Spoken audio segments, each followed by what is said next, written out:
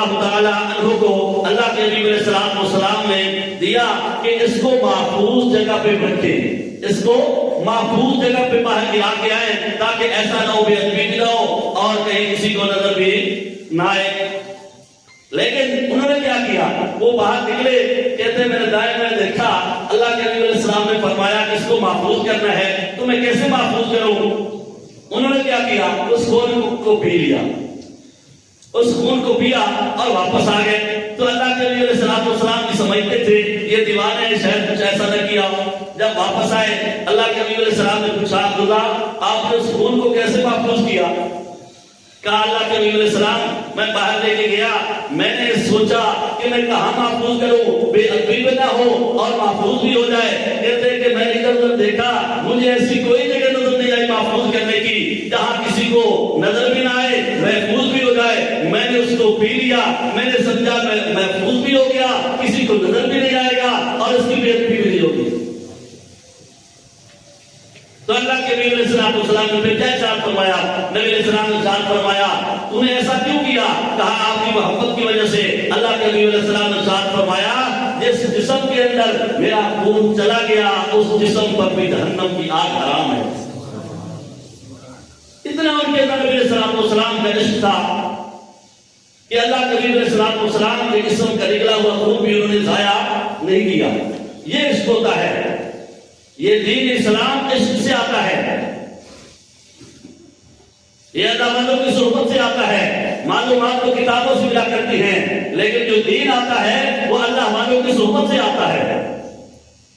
معلومات تو آج جس کو دیکھ رہے ہیں دیہاتوں میں لوگ بیٹھے ہیں پھر بھی ان کے پاس معلومات ہوتے ہیں لیکن عمل کی حد تک آئے، عمل کی طرف آئے تو زندگی میں کئی عمل نام کی چیز نظر نہیں آتی۔ عبداللہ بن زید رضی اللہ عنہ نبی السلام کے صحابی ہیں، یہ مؤذن بھی تھے۔ تو اس دن اللہ کے حبیب علیہ السلام کا انتقال ہوا، اس دنیا سے اللہ کے حبیب علیہ السلام نے پردہ فرمایا۔ تو اس دن عبداللہ بن زید رضی اللہ تعالی عنہ یہ دیہات میں ہل چلا رہے تھے۔ تو ایک اور صحابی ہے، انہوں نے جا کے بتایا کیا آپ کو پتہ ہے کہ اللہ کے حبیب علیہ السلام اس دنیا سے پردہ فرما گئے ہیں؟ تو اسی وقت جہاں ہل چلا رہے تھے فوری طور پر وہ کام چھوڑ دیا اور رک گئے اور ان کے آنسو برس رہے تھے اور کہا اے اللہ میں نے یہ آنکھیں اس لیے نہیں رکھی تھی کہ میں اس کے ساتھ دنیا کو دیکھوں، دل سے جو بات نکلتی ہے وہ اثر رکھا کرتی ہے۔ کہا اے اللہ مجھے آنکھوں کی ضرورت نہیں، میں چاہتا ہوں یہ میری آنکھیں واپس لے لیجیے۔ چنانچہ اسی مجلس میں ان کی آنکھوں کی بینائی چلی گئی، بقیہ زندگی انہوں نے بغیر بینائی کے گزاری۔ تو کسی شاعر نے یوں کہا مینوں نہیں محبوب نظر دا ہن لائے لائے میریاں اکھاں، مینوں نہیں محبوب نظر دا ہن لائے لائے میریاں اکھاں، او دے ورگا ہور نہ کوئی کسے ہور نو بھی میں تکاں، او دے ورگا ہور نہ کوئی کسے ہور نو بھی میں تکاں۔ بیج مینوں اوتھے جتھے ٹور سرکار گئے، بیج مینوں اوتھے جتھے ٹور سرکار گئے، جا کے دی رنگینیاں تو ہوندے بیزار گئے، چانوں تو ہی سونے دا جو کر دے دیدار گئے۔ تو اللہ کے نبی علیہ السلام کا اتنا عشق تھا کہ اسی وقت انہوں نے دعا کی، اللہ نے ان کی بینائی کو واپس لے لیا۔ آپ کہیں گے یہ ایسے کیسے ہو سکتا ہے؟ جب دل کی تمنا اور طلب ہوتی ہے میرا پروردگار اس کو پورا کر دیتا ہے۔ جب سچے دل سے کوئی بات کرتا ہے میرا پروردگار اس کو دل کو جانتا ہے اور میرا پروردگار قبول فرما لیتا ہے۔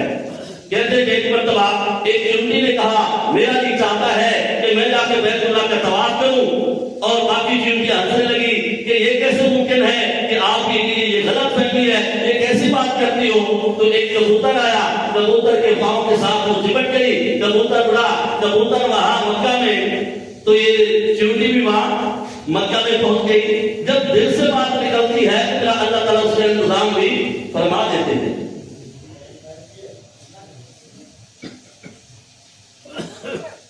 ایک جنگ کے موقع پر ایک صحابی تھے، ان کے آخری آخری لمحات تھے تو ایک اور صحابی آئے، ان کے ساتھ بیٹھ کے پوچھا کوئی آخری خواہش ہو؟ کہا میرا دل چاہتا ہے کہ آخری لمحات میں اللہ کے نبی علیہ السلام کا دیدار نصیب ہو جائے۔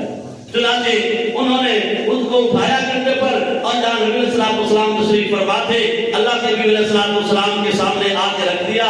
انہوں نے اللہ کے نبی علیہ السلام کی طرف آنکھیں کھولی، نبی علیہ السلام کا چہرہ مبارک دیکھا، اللہ کے نبی علیہ السلام نے ان کو دیکھا تو وہی ان کے اوپر بات کر گئی۔ آخری وقت میں اس نے اس حالت میں پرواز کی کہ اللہ کے نبی علیہ السلام کا چہرہ ان کے سامنے تھا، نبی علیہ السلام کے چہرے کا دیدار تھا۔ تو حدیث مبارکہ میں آتا ہے کما تعیشون تموتون، کہ جس حال میں تم زندگی گزارو گے اسی حال میں تمہیں موت آئے گی۔ جنہوں نے اللہ کے نبی علیہ السلام کی محبت میں زندگی گزار دی، اللہ نے ان کو اسی حالت میں موت عطا فرمائی، اور جس حال میں مرو گے اسی حال میں تم کو اٹھایا جائے گا۔ تو جنہوں نے آخری وقت اللہ کے نبی علیہ السلام کے چہرے کی طرف ان کی نظریں تھی، جب قیامت کے دن اٹھیں گے تو پھر بھی ان کی آنکھ ایسے کھلے گی کہ اللہ کے نبی علیہ السلام کے چہرے پر ان کی نظر ہوگا۔ ایسا ان کے ساتھ اللہ کے نبی علیہ السلام کے ساتھ پیار تھا، جب اللہ کے نبی علیہ السلام کے ساتھ پیار تھا، نبی علیہ السلام کی سنتوں سے پیار تھا، نبی علیہ السلام کے ساتھ تعلق رکھنے والی ہر چیز سے پیار تھا۔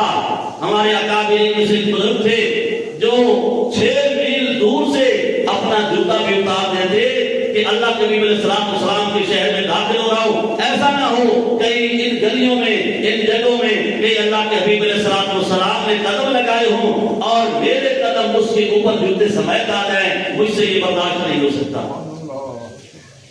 ایسا ان کے دل کے اندر پیار اور محبت تھا، محبت تھی اللہ کے نبی علیہ السلام کی۔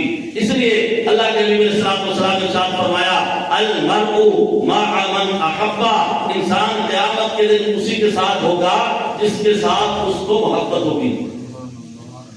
اور حضرت عمر فاروق رضی اللہ تعالی عنہ نے ایک مرتبہ عرض کی اللہ کے نبی علیہ السلام مجھے آپ پیارے ہیں لیکن بقیہ ساری دنیا سے، لیکن اپنی جان سے زیادہ نہیں۔ تو اللہ کے نبی علیہ السلام نے ارشاد فرمایا کہ اگر میں کسی کو اپنی جان سے بھی زیادہ پیارا نہیں، عزیز نہیں، تو اس کا ایمان نامکمل ہے۔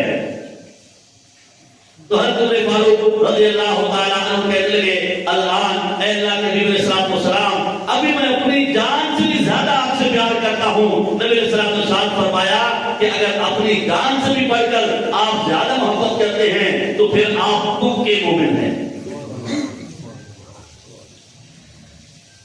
تو اللہ سے دعا ہے کہ میرا پروردگار ہمیں نبی علیہ السلام کی سچی اور سچی محبت نصیب فرمائے، اور نبی علیہ السلام کی تابعداری نصیب فرمائے، اور نبی علیہ السلام کی ہر سنت کے ساتھ محبت کرنے کی توفیق عطا فرمائے، اپنانے کی توفیق عطا فرمائے۔ وآخر دعوانا الحمدللہ رب العالمین۔